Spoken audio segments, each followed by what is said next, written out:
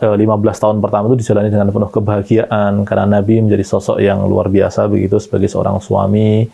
Nabi juga tidak pernah berpoligami begitu, tidak menikahi perempuan selain Khadijah selama Khadijah hidup. Dan kemudian lebih dari itu ketika nanti Nabi menjadi Nabi begitu, setelah wahyu turun, Khadijah ini betul-betul menjadi orang yang menopang perjuangan Nabi kita Muhammad SAW. Itu membuat beliau kemudian dikenal sebagai Al-Amin, betul-betul sebagai orang yang memang kredibilitasnya tinggi, dipercaya, tidak punya kepentingan pribadi. Kalau dia melakukan sesuatu itu pasti maslahatnya untuk orang banyak. Nah, itu yang kemudian beliau lakukan itu.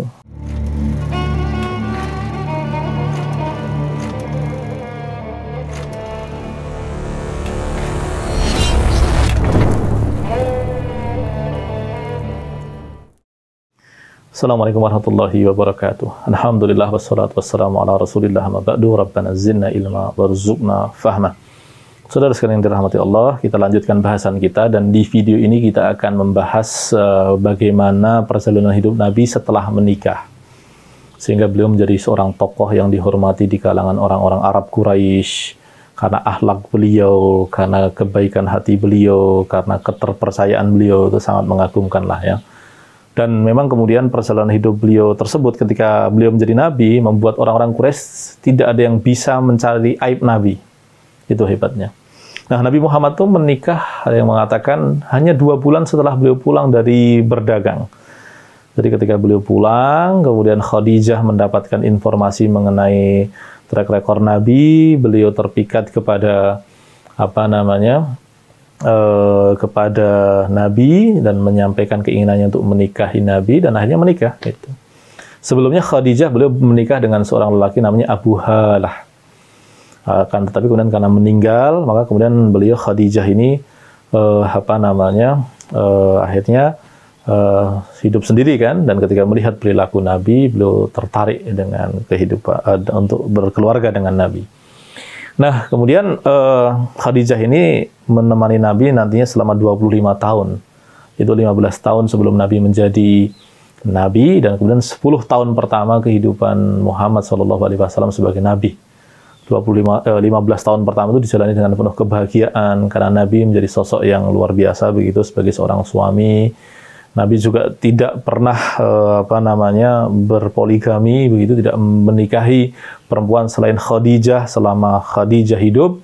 Dan kemudian lebih dari itu ketika nanti Nabi menjadi Nabi begitu, setelah wahyu turun, Khadijah ini betul-betul menjadi orang yang menopang perjuangan Nabi kita Muhammad SAW. Nah, bersama dengan Khadijah, Nabi Muhammad punya beberapa orang anak. Di antara anak yang kita kenal adalah Fatimah, ya. Terus kemudian ada Zainab, ada Ruqayyah. Nah, termasuk kemudian ada anak laki-laki Nabi yang kemudian tidak Allah izinkan untuk berusia panjang. Sehingga secara sederhana Nabi Muhammad itu semua anak beliau yang hidup hingga dewasa itu adalah perempuan. Dan semuanya meninggal sebelum Nabi meninggal, kecuali 1 orang, yaitu Fatimah yang meninggal setelah Nabi meninggal. Nah, itu kehidupan Nabi. Adapun di masyarakat, Nabi Muhammad ini tadi sudah disebutkan, track recordnya bagus semuanya. Lebih-lebih ketika Nabi itu memang sejak remaja tidak pernah ngikut cara hidupnya orang Arab Quraisy. Beliau tidak minum khamr, beliau tidak bersujud kepada berhala. Bahkan dikatakan beliau pernah diajak untuk nonton tari telanjang begitu, tapi Allah takdirkan beliau tertidur. Jadi mungkin kayak orang nonton bioskop ketika mau adegan yang puncaknya begitu, beliau tertidur itu. Nah, itu bagaimana cara Allah melindungi beliau itu seperti itu. Nah, saudara sekalian dirahmati Allah, nah puncak prestasi Nabi ketika menjadi bagian dari masyarakat Arab Quraisy itu adalah ketika ada banjir. Jadi Mekah itu kan adalah sebuah daerah di cekungan gitu ya. Di sekitar Mekah itu kan isinya bukit-bukit tuh. Nah, ketika terjadi hujan deras, air itu kemudian mengikis batu pondasi Ka'bah itu. Nah, karena kemudian Ka'bah itu rentan runtuh, mereka bersepakat untuk membongkar Ka'bah dan membangun kembali Ka'bah tersebut. Nah, karena harus dibangun kembali, batu Hajar Aswad, sebuah batu hitam yang menjadi kekhasan, ya, sebagian mengatakan itu dari batu meteor yang berusia ribuan tahun, itu dipindahkan dahulu. Nah, ketika kemudian bangunan Ka'bah sudah terbentuk kembali, para kepala suku berbeda pendapat mengenai gimana nih cara kembalikannya nih. Ada yang mengatakan bahwa kamu nggak cocoknya dia, nggak mau ya. Ketika ada keributan seperti itu, mereka bersepakat, gini aja deh, besok pagi kita lihat siapa orang yang pertama kali masuk ke dalam Hajar Aswad. Ternyata Nabi kita Muhammad SAW orang yang pertama kali masuk ke dalam Hajar Aswad. Nah, ketika beliau masuk pertama dan orang-orang datang belakangan, mereka semuanya gembira. Kenapa gembira? Karena mereka tahu kalau Nabi Muhammad itu yang akan menyelesaikan urusan, itu pasti akan diselesaikan dengan adil, akan diselesaikan dengan baik. Makanya mereka senang itu. Dan ternyata apa yang dilakukan, Nabi Muhammad SAW memberikan ide bahwa batu Hajar Aswad itu diletakkan di sebuah kain, kemudian kain itu dipegang oleh para kepala suku begitu. Nanti kemudian ketika batu itu sudah dibawa ke dekat tempat meletakkan Hajar Aswad, baru kemudian mereka mengangkat secara bersama-sama batu tersebut ke letak batu Hajar Aswad yang kita kenal hari ini.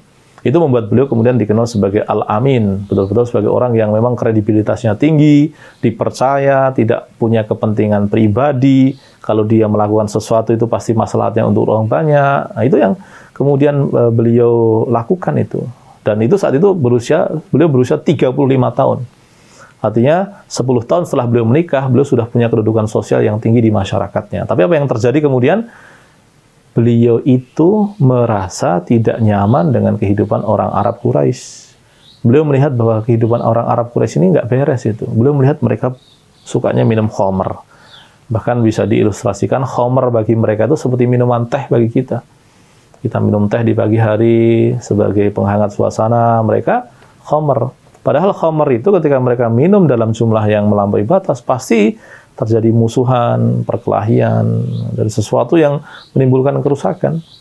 Nah, kemudian yang kedua, tadi ada tari telanjang, itu kebiasaan mereka. Kemudian ada sebagian suku di antara mereka yang mengubur anak perempuan hidup-hidup, ribanya juga sudah keterlaluan, terus kemudian penyembahan terhadap berhala juga sudah melampaui batas itu.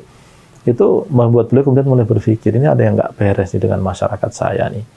Disitulah kemudian nantinya beliau di usia 37 tahun, beliau mulai banyak berpikir, banyak merenung mengenai kondisi masyarakatnya. Nah, saudara sekalian dirahmati Allah, itulah kurang lebih perjalanan hidup beliau sejak menikah hingga kemudian beliau merasakan ada ketidakberesan terhadap masyarakatnya. Padahal saat itu beliau sudah punya kedudukan yang tinggi.